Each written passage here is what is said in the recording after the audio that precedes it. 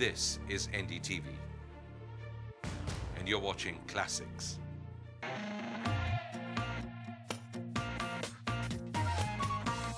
Corporate governance obviously has become one of the dominant themes, not just in India, as we've been hearing what's been happening in the United States. It's obviously one of the big themes that everyone all around the world needs to be really thinking about, worrying about. It's one of the big subjects really of the day.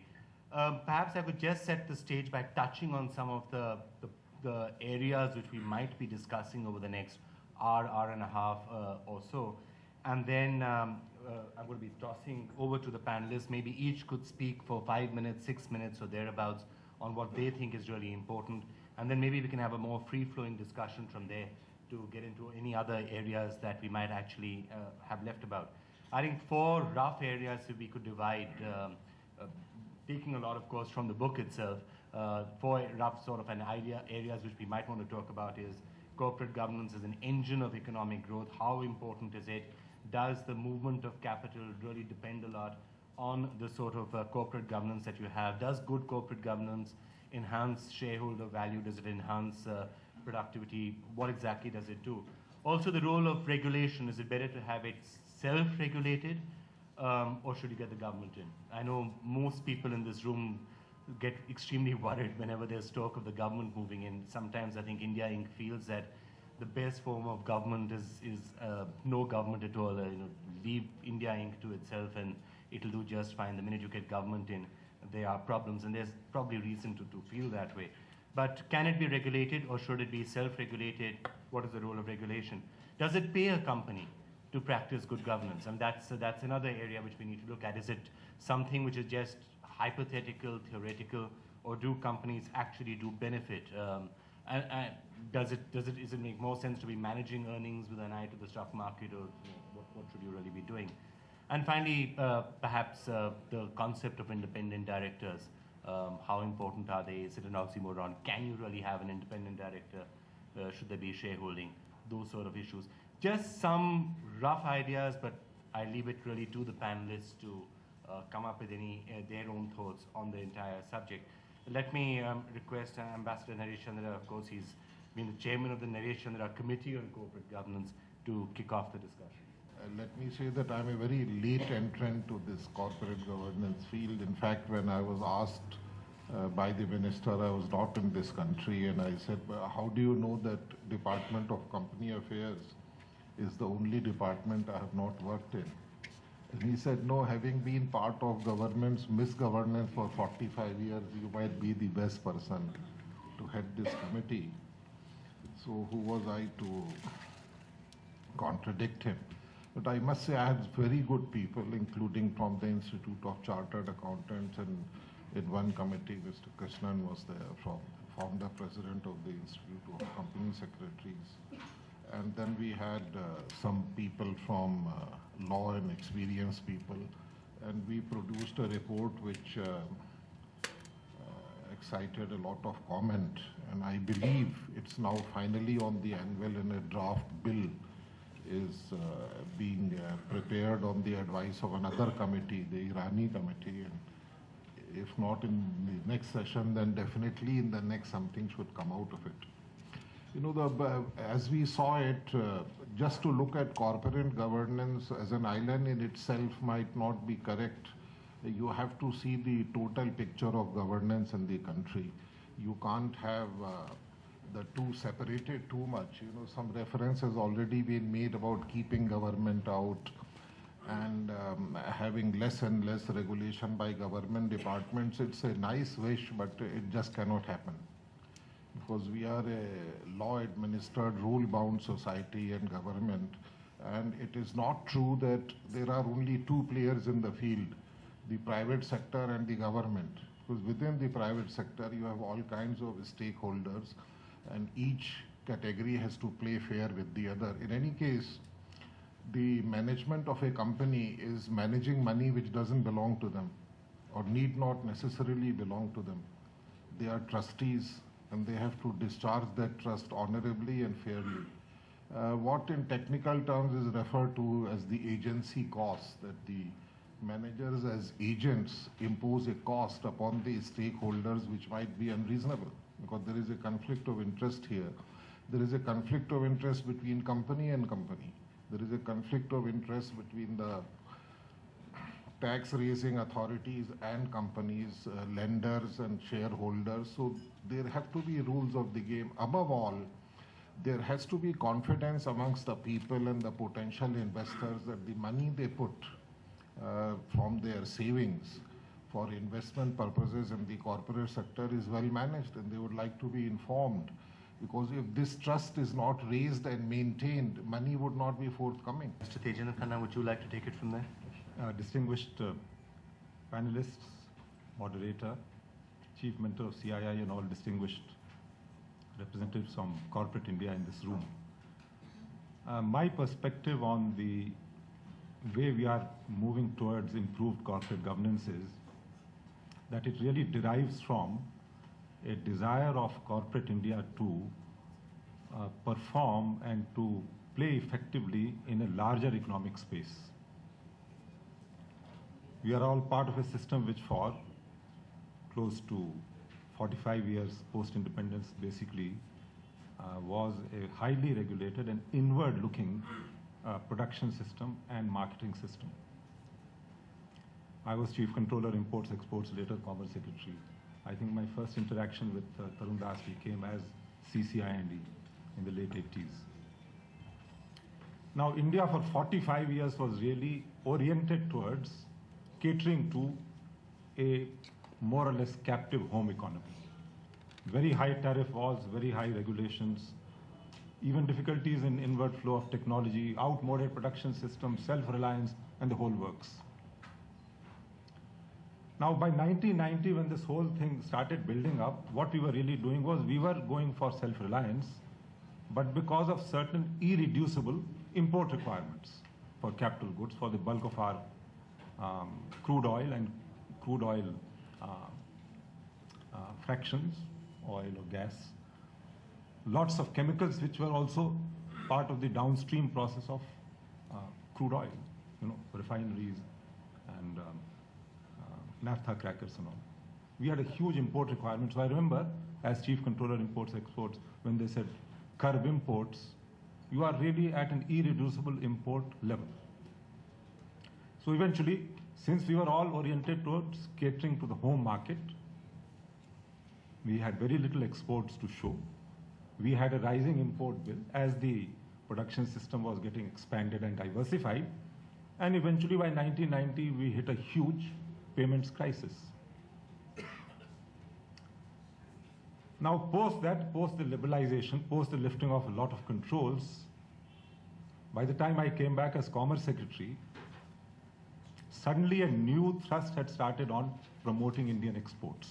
And I remember going to many fora like this, when the whole rationale used to be spelt out, and it was highly appreciated by the members of corporate India.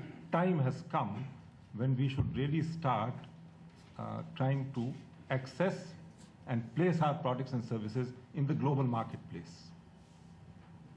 A big transition took place in mindset. I recall once I used to be traveling often as Commerce Secretary, and people used to say, we see that India is beginning to come on our radar screens and we hear good things. Who should we trade with in India? Who should we enter into ab initio business relations with? And I remember at that time, CII had again taken the initiative to publish a list of close to, at that time, 2,000 Indian companies which had graduated to ISO 9000 series certification system for quality assurance, for entire in-production controls, etc. And my answer to those people who would say, who shall we trade with? I carried a couple of copies of the first CII brochure listing 2,000 companies listed according to sector categories, automobile ancillaries or chemicals or pharmaceuticals. What has really happened is, today, and especially I give great credit to the sector which is so ably led and represented by Saurabh Srivastavji, IT suddenly has come like a huge, splash in the global mind space about India's competence as a mental superpower. Suddenly you find people are saying that in NASA, in practically every major IT company, software or hardware, major research establishments in the US, Indian minds, Indian brains are virtually the people who hold the highest esteem, are held in highest esteem. What has happened is a mindset change today. Any number of Indian corporates, if you now see in the last couple of years, have suddenly started saying, why are we restricting our market share to something in India? Now, when I came as chairman Ranbaxy, very tragic that a person of the eminence and leadership qualities of Dr. Parvinder Singh passed away, but then that is something in God's hands. But when I came, 55 to 56% of our revenues came from Indian sales. Today, they are down to less than 20%. Suddenly, we realize that we can manufacture generic copies of medicines to international standards, fully bioequivalent, fully certified, and we can place it in the global markets. And from 1998, when we sold $15 million of formulations in the US, 2004, the number had gone to $426 million. We were the fastest growing generic player in the US market in terms of growth. Now, why I'm saying all this is, when we want to operate in the global marketplace and be seen as effective, long-term, reliable, credible, cost-effective, quality suppliers of goods and services, then I can assure you, you will not be able to get that recognition and that acceptance by your overseas buyers in sophisticated markets in the United States or the United Kingdom or Europe and so on, unless you start conforming to the higher standards of corporate governance as well. Because they do not want things to be getting into a long-term relationship unless they know that these people are going to be long-term players. They can be fully relied upon. They are not fly-by-night. They are not led by the whims of one person. And that's why the whole shift is taking place from single man, like that old Gestapo kind of thing. One leader, he gives all the commands, everybody quietly listens, to systems-based governance. I see it in Ranbaxy.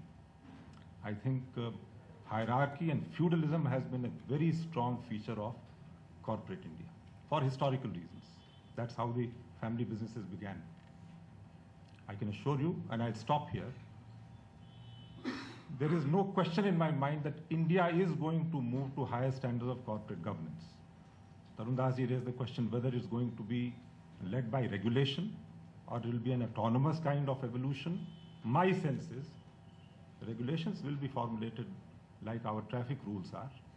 Ultimately, it will depend on how many people want to drive according to those traffic rules. But you may not drive according to traffic rules in India, and maybe because everything gets compromised, compounded, you can go there, pay a fine. I can assure you in the global marketplace, and we know it because of our strong presence in the US now, through Ranbaxy, non-compliance with their standards means you are out. They will not look at you.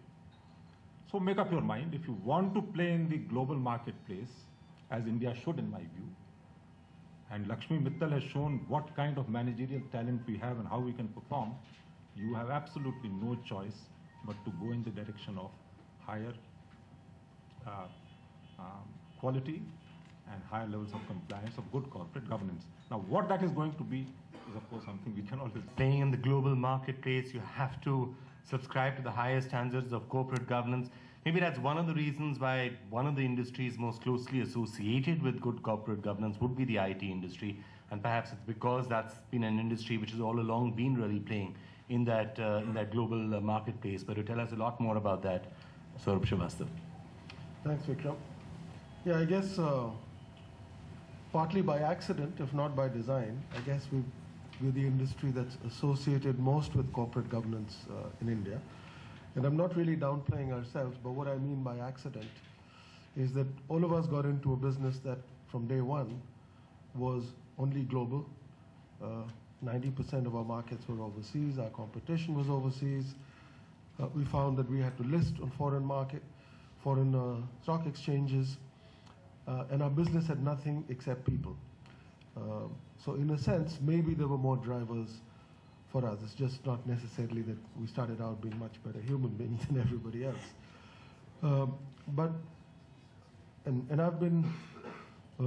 I've had my companies listed here, so I've been on boards of companies listed in India.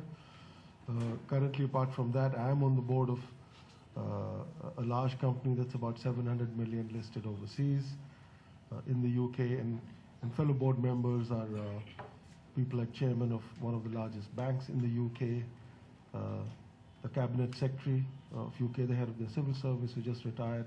A lot of people who really are quite serious about issues of corporate governance. I just wanted to make just a handful of points.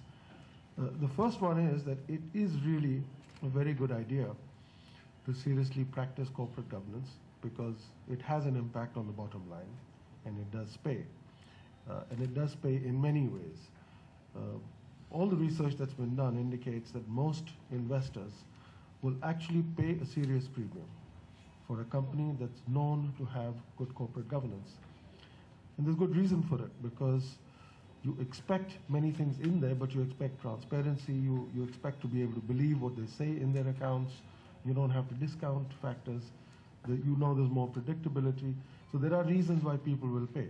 And so the PE multiples of two different companies with the same profits and the same earnings growth are not always the same, and if you wonder, this is one of the issues. In fact, in the McKinsey quarterly, one of them, there was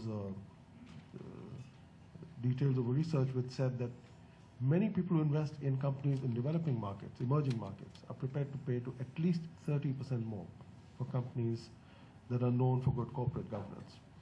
So there is a value, and increasingly now the rating agencies are beginning to rate companies on corporate governance. And as this happens, you'll find that for companies that qualify well on this chart, the cost of capital will go down, the borrowing levels will go down. And there are many other factors. You know, you get a market image, it helps you with your customers, it helps you with attracting and retaining the right people. And if it does that, then obviously it's going to help your performance. So overall, I'd say one good reason to do it and not worry is because I think there's really value at the end of it in pure financial terms. I do think, although we define the net reason for corporate governance as saying that we want to enhance shareholder value, I think that is the main objective of corporate governance, but it should be done with some mind to the other stakeholders of the business. And by that, I do mean employees, customers, suppliers, creditors, like banks, society. I do think there needs to be a balance there.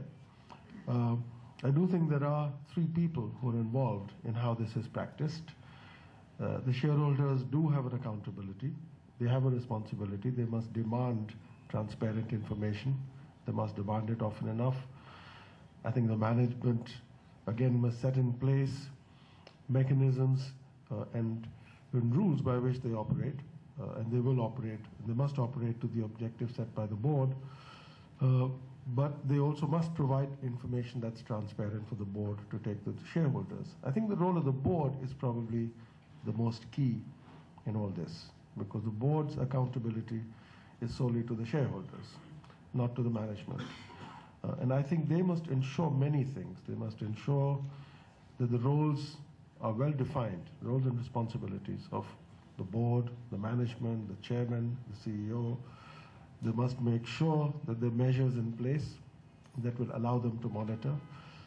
It's their responsibility to get transparent information and make it available to shareholders. And I think, again, if I look at the board, I would just say it's a good idea to have separate individuals as chairman and CEO. I think for public companies, having remuneration committee, nominations committee, and audit committee is very crucial. All of these should be staffed only by the non-executive independent directors. And generally, for example, in Zansa and in my own company, there are more independent non-execs than there are exec directors, and I think that is actually a very good practice to do. It's a big thing to focus on remuneration. It needs to be fair. And that's why you need an independent committee, but it must not be out of context with the company's performance and the individual's performance. And I would say the last thing is really disclosure. I think disclosure just has to be the single biggest important issue, because even things like insider trading, if you disclose enough, that becomes very hard to do. If you disclose what the shareholding interests are of the directors, if you disclose enough information, by and large, you will ensure that the information available inside is not very far from information available outside. So I would just make a few comments and leave it at that. It's something that is becoming fashionable, but actually in many ways for us, it's sort of something that we've had to think our best as to how to do it efficiently.